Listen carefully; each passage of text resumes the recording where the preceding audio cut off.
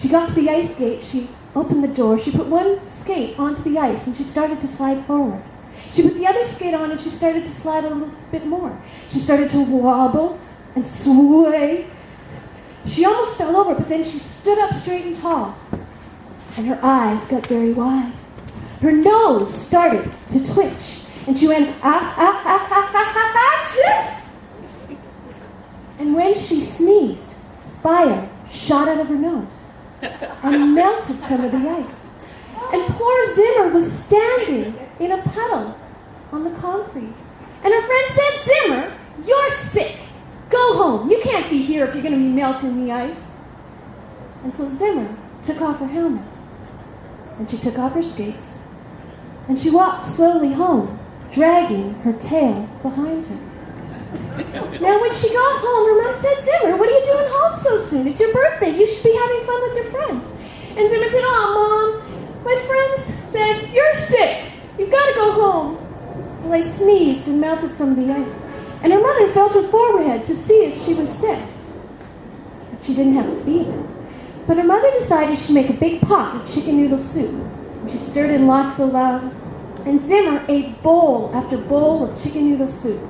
She drank up all the orange juice in the house. And Zimmer's grandma came by and said, Zimmer, if you feel like you're getting a cold, you have to eat raw garlic. So Zimmer ate handfuls of raw garlic. She ate so much raw garlic, she started to smell just a little bit like Grandpa. Well, my grandma, she didn't have lots of toys. She didn't have stacks of books, trucks, teddy bears, and dolls. But she had everything to make her heart sing. Jack and Johnny worked hard on the farm every day. They would get up and they would go check the crops and make sure there weren't any grasshoppers eating. They would check on the cows and milk them. They would gather eggs from the chickens. Jack and Johnny would work hard all day long. They spent so much time outside that their skin was like leather for being sunburned so many times. Now Jack and Johnny would drive into town every morning, and they would go to the store, and there was only one store in their town. They would go down to the store where you could buy a hammer and nails. You could buy groceries like bread and milk and cheese and vegetables and fruit. You could buy gas for your car. You could buy a Saskatchewan Rough Rider cap.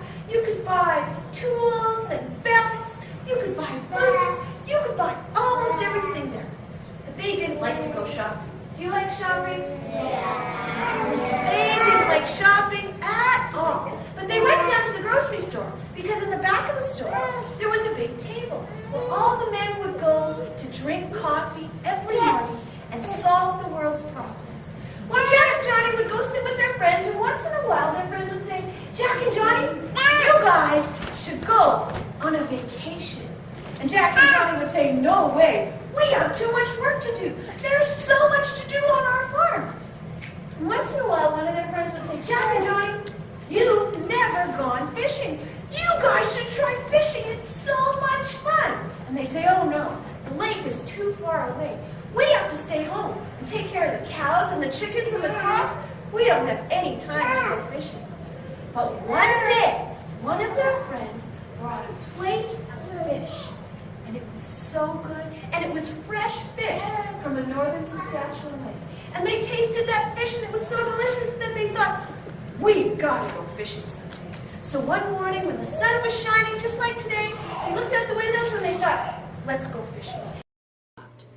They looked up and they saw an eagle flying overhead. And that eagle had a great big fish in his claws. And they thought, if that eagle can catch a great big fish like that, maybe we can catch some great big fish too. They took a deep breath and they could smell the smell of the pine trees and they could smell the smell of the lake water. And it was much different than the smell of grain that they had on their brain from home. They listened and they could hear the sound of fish jumping all around the boat. And they could feel a breeze coming through the trees, just enough to cool them and to keep the mosquitoes from coming and landing on their arms. Well, Jack and Johnny, they finished tying on those hooks.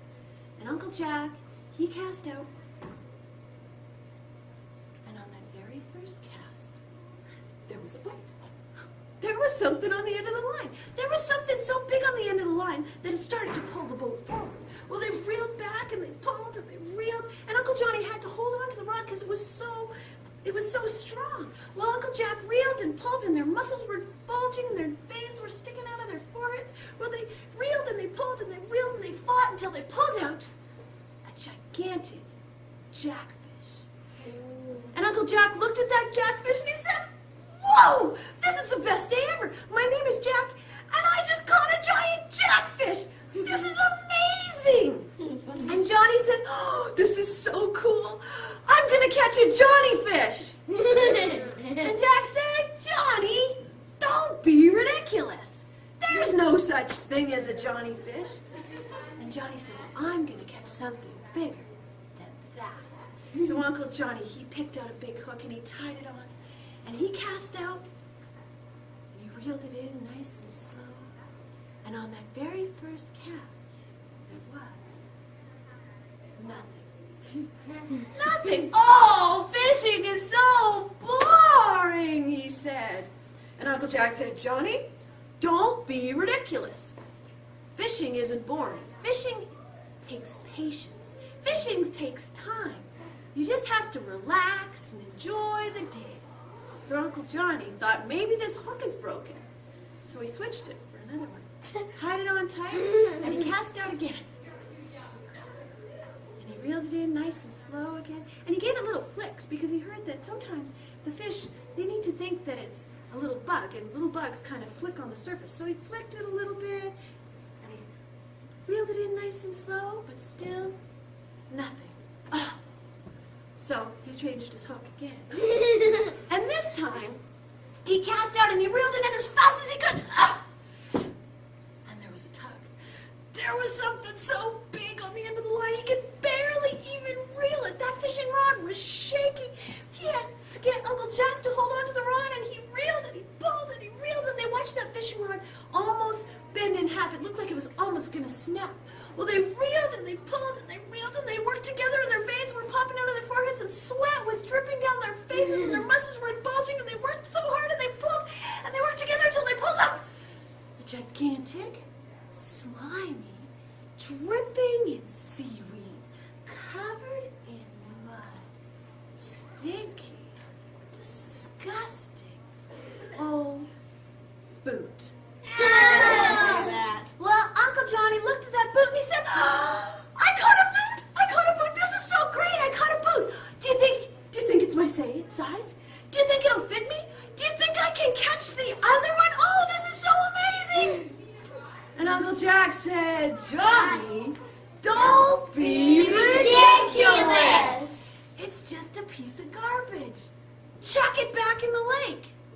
Then Johnny thought about it and he thought, well, if it's a piece of garbage, I shouldn't chuck it in the lake. I should chuck it in the Garbage. garbage can. So he put it under his seat right beside his sandwich.